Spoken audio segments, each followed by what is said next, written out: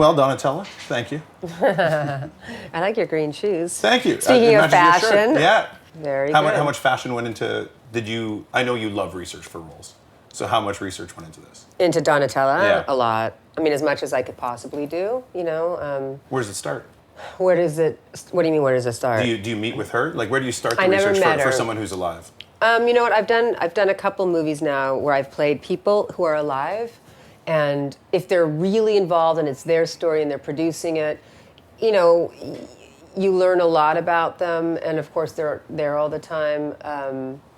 One girl was helpful. Another time I played someone and I became so sympathetic with her, I didn't really do my job. Because you start protecting the character, and where you maybe should go like this, you feel like, I don't know, you feel like, oh, I don't want to show that part of them. It's not good. I don't know. You protect them on a weird, unconscious level. So I was kind of glad not to have met Donatella, although I can't believe we haven't met. We have quite a few friends in common. But I did, you know, luckily there's a lot of videos on her, and she's done a lot of interviews, and I read a lot of interviews, and I read the book that was based on, so. Did you do any of this dream research? I hear you have a very interesting dream process. I did. I always do characters. dream work. Yeah, I did some of that. And then after a while, it was such an intense shoot, I started literally dreaming parts of the show and parts of things that I would see that I was actually horrible. It was tough. It looked like the intervention scene might have been a little tough. Oh, before I go away, yeah. Before Donatella goes away. Yeah, I mean, you know, when she's wasted, she's just kind of a different state.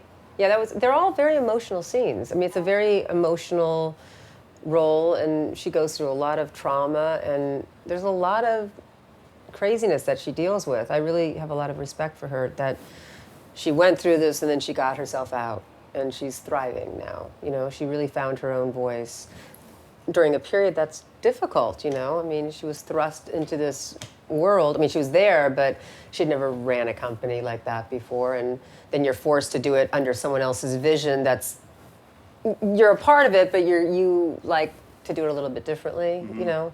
So I have a lot of respect for her. Speaking about that vision, I mean, I know you did 2 episodes of Just Shoot Me way back when.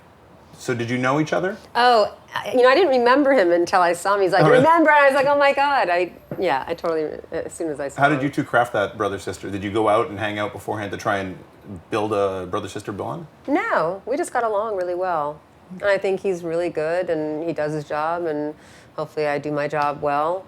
And so we did have a very nice chemistry together. Yeah, it looked it. Naturally, you know, so it was very easy. The Lenny Kravitz line, was that your own, or was that written in there for you? Because I was like, oh, that fits perfectly. I think I threw that in. Did you? Well, except it does make sense, because I think she said, you know, she really liked Lenny Kravitz and she likes Prince. And Lenny did a show with her before. So I think it said Prince, but when I was saying it with the accent, they couldn't understand because it said Prince, you know, Prince or whatever. Yeah.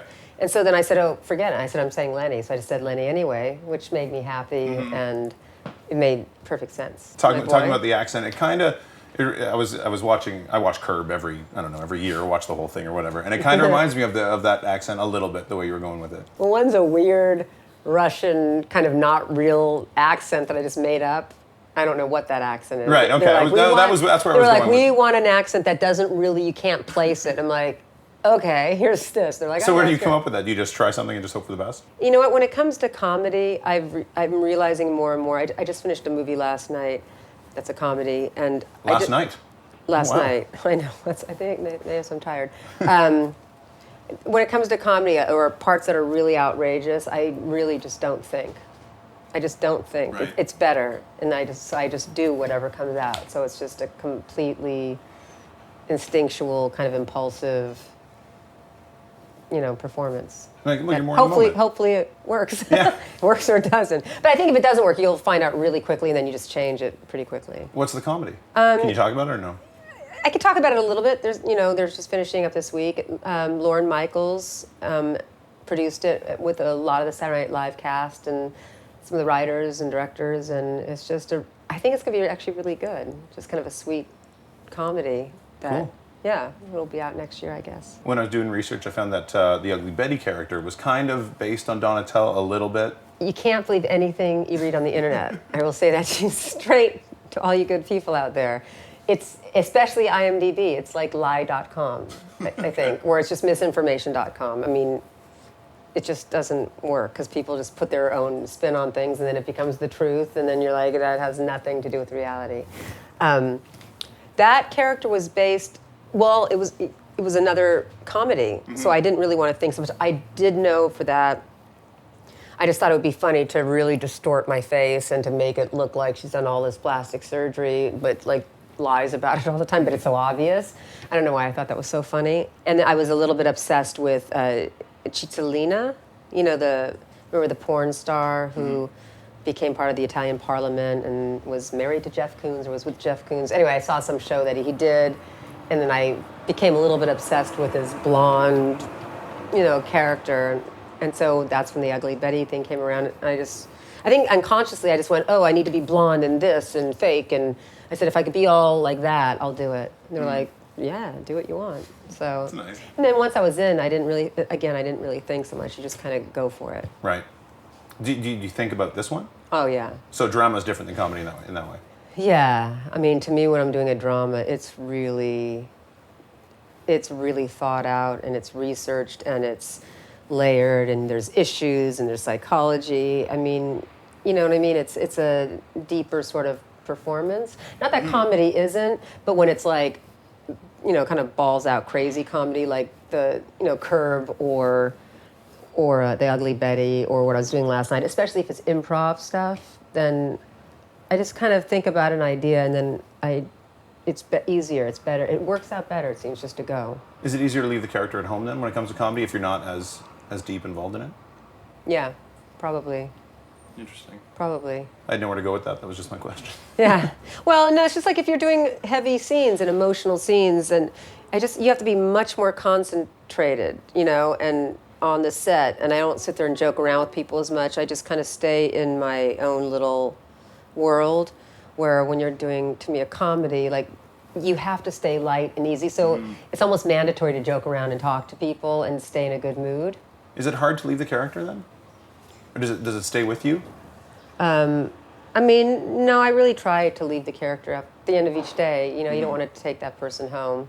Wiping your feet is always a good rule. But, on something like Donatello, where it's such an intense shoot in such a short amount of time, and you're in every scene, and you're working like 17 hours a day, day after day after day, you wake up talking like that, and you go to sleep talking, and there were so many scenes to do, so it was all I was thinking about. It was like, acting boot camp or something. Right.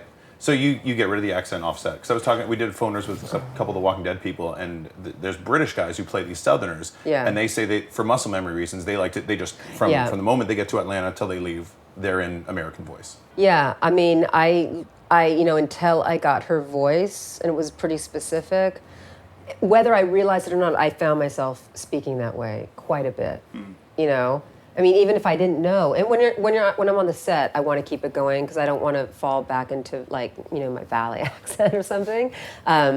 So yeah, I will definitely keep it going. And then, if no one's around and you're talking to cab drivers, you're like, why not? It's like rehearsals, Try something fun without anyone knowing. Yeah. But then after a while, you just keep talking like that. You just don't. I forget that I'm speaking in a weird accent. That's cool. My friends tell me I do that quite a bit. Do you? What's your favorite accent to go into? I'm usually like mimicking people. Like, if I hear something, then I'll just start like a parrot and I'll start talking the accent. I think it's funny. But, I like accents. I like accents a lot. I like them for characters. It's like another way in. That makes sense. Yeah. I don't know how I'm going to segue that into this, but we're going to nonetheless because it comes out in a month on another paperback. Way in. Yeah. Why not? It works. But it could almost be a movie, some of the stuff you're doing. Like Down in the Grass with the P and all that stuff. It's just, you need to read this book. It's hilarious. A couple of people have said, are you making this into a movie? And have you thought about it? Originally, I started writing it as a film because a friend of mine's like, darling, you have to do this as a film. It's fantastic. And I made a structure of it, but then I ended up I was playing my album. I just finished a CD. Mm-hmm. And I decided, I'll tell the Cleo story with this. Thematically, it works. So then I took that structure and I just kind of placed it in between songs because I thought, this will be theatrical and fun. And then the next thing I started thinking about it as a TV show because someone liked it. So I started working on that. And then all of a sudden someone said, no, will you do a book? And the book made sense for a lot of reasons at that moment in my life. And so after finishing the book, I was just like, ugh, I'm like over the Cleo thing. How is Cleo doing? He's good. 16, 17 years old? He'll be 17 That's crazy. this month, or next month. Amazing. Yeah, he's turning into an old man.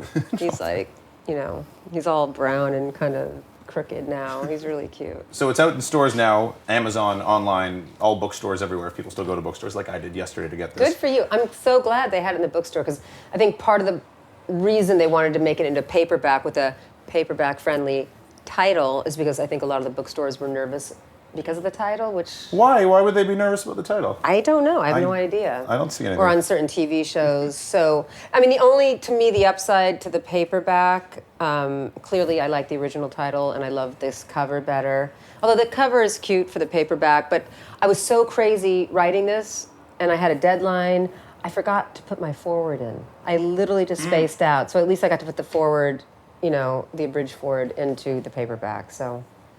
Were you nervous, just speaking about the title, were you nervous about it, or is it like, this needs to be the title? Knowing it would cause a little bit of controversy if it did. I never had any other title in my head. In fact, I didn't even want The In Search of Cleo before it. I just Well, that's the record, right? As well. It was the record, and so, but to me the title was always like how I found my pussy and lost my mind. That was, I just wanted that as the whole book. I didn't want my face on the cover, I just wanted the title, because I thought it was funny. You know, if I saw that, I'd be, oh, what is that?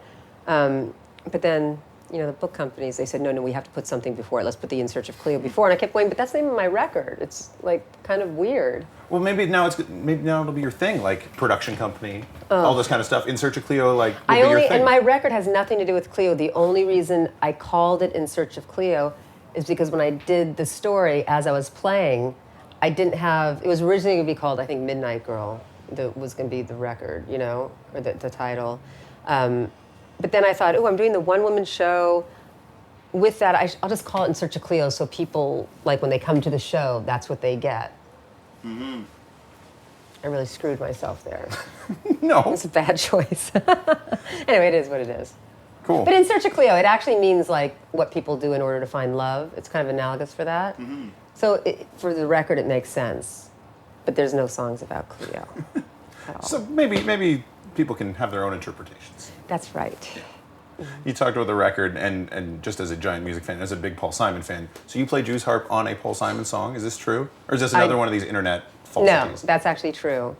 That came about because I met Herbie Hancock, and I was doing my record, and I don't know, I was feeling very confident that day. And I just said, listen, you know, we should play together sometime. I don't know what I was thinking.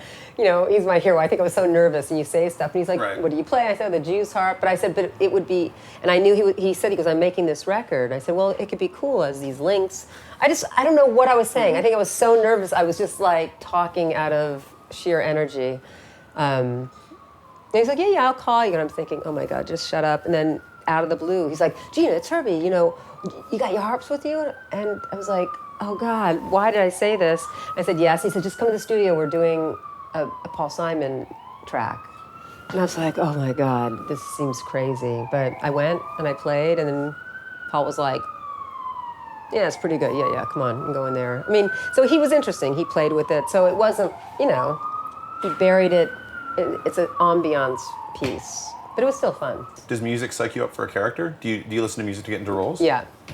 Like what? I guess for Donatello, since we're talking about that. There's certain songs that if I want to go for a certain emotion, I'll listen to certain songs, and it puts me in that sort of place.